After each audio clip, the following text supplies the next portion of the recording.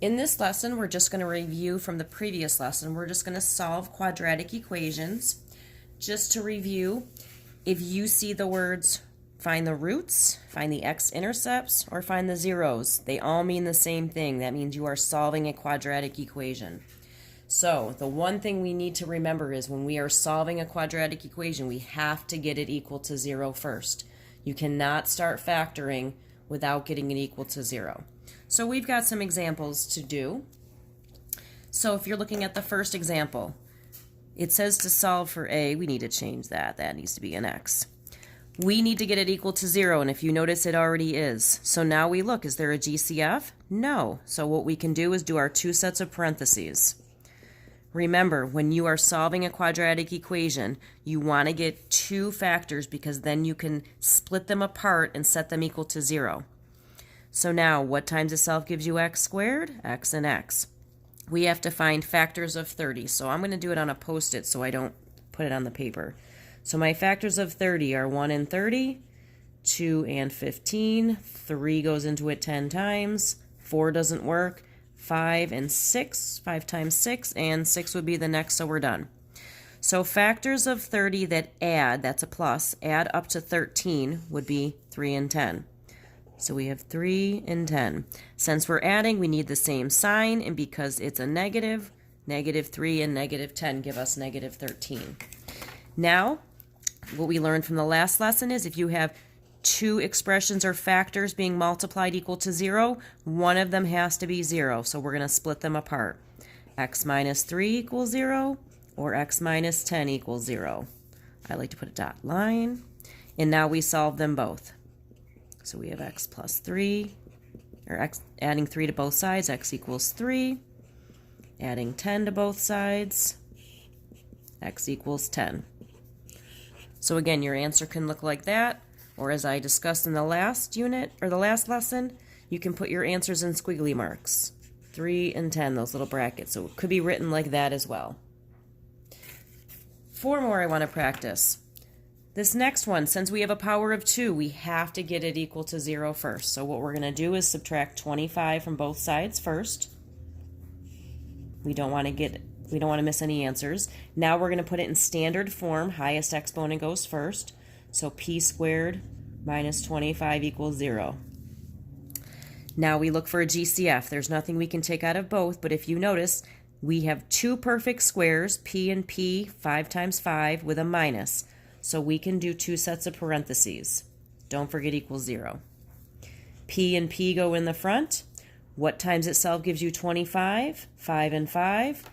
And since we have a minus, that means they need to be opposite signs to cancel out the middle term. Now, since we have two factors being multiplied equal to 0, we can split them up.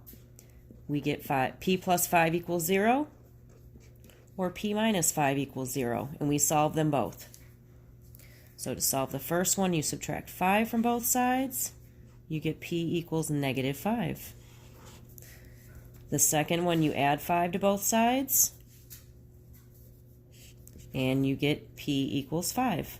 So those are your two answers, your two solutions, your two roots, x-intercepts, two zeros. Next one, we have a power of 2, so we need to get it equal to 0, and if you notice it already is, so that step is done. Now we look for a GCF. We can take a 4 out of both of these, and if you notice there's also a c in common. So our GCF is 4c.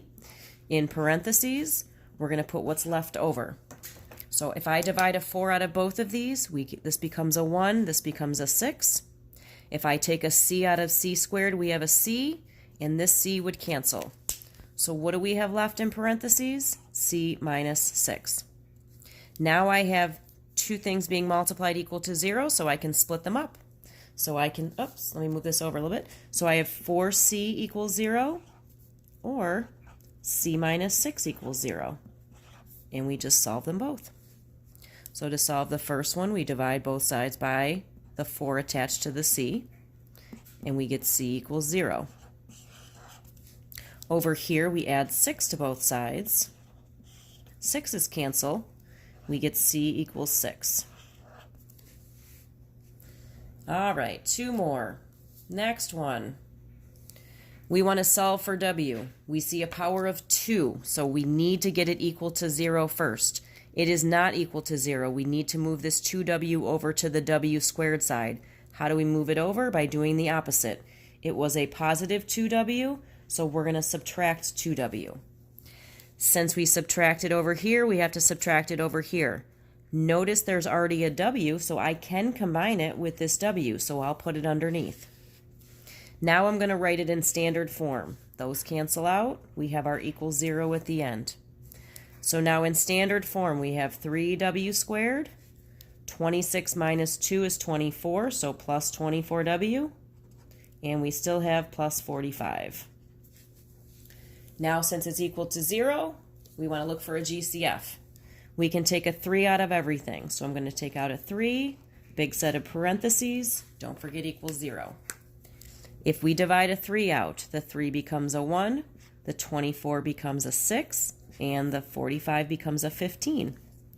So in parentheses, we're going to write what's left. So we have w squared, I dropped the 1, plus 6w, and now we have plus 15. Since we still have a power of 2, we probably can factor it into 2 sets of parentheses. So I'm going to bring down the 3 and make my 2 sets of parentheses. Don't forget equals 0. What do I put in the front to get w squared? W and w. What do I have to find factors of? I have to find factors of 15. So we've got 1 and 15. I can't do 15 divided by 2. I can do 15 divided by 3. That gives me 5.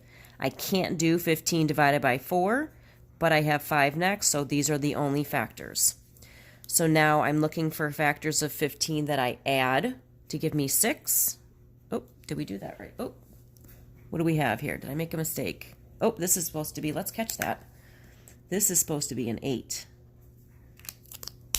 If you guys were in class, you would catch that. So that's an 8. All right, let's try that again. So we need factors of 15 that add up to give us 8. That would be 3 and 5. So 3 and 5. Since we're adding, they need to be the same sign. And since we have a plus there, we need them both to be pluses. Now we're ready to split them apart. We have 3 things being multiplied equal to 0. So one of them has to be 0. So will 3 ever equal 0? Nope. So I don't need that number anymore. Now I'm going to split these two apart. So I have w plus 3 equals 0 or w plus 5 equals 0. And now we solve them. Here comes the easy part. We subtract 3 from both sides. We get w equals negative 3. There's one answer. We subtract 5 from both sides, and we get w equals negative 5. All right, one more example, and hopefully you've seen enough to give you some confidence. If we look at this, we have a power of 2, so we need to get it equal to 0. It is. The next step is to find the GCF. There's no number in common, but notice that they both have v's in common. So I'm going to take out a v, and in parentheses, I'm going to put what's left. If I divide out a v from this, I'm left with a v. If I divide a v out of that, it cancels out.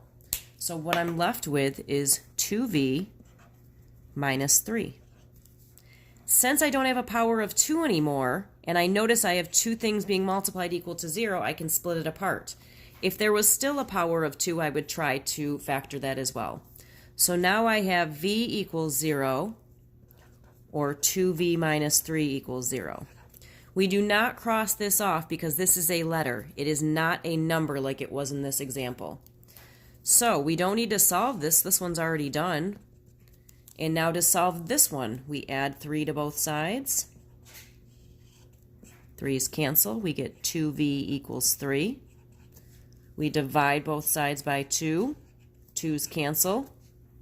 And we get v equals 3 over 2. If you divided it in a calculator, that would be 1.5, so you can write that as well. So those are just some more examples of solving quadratic equations.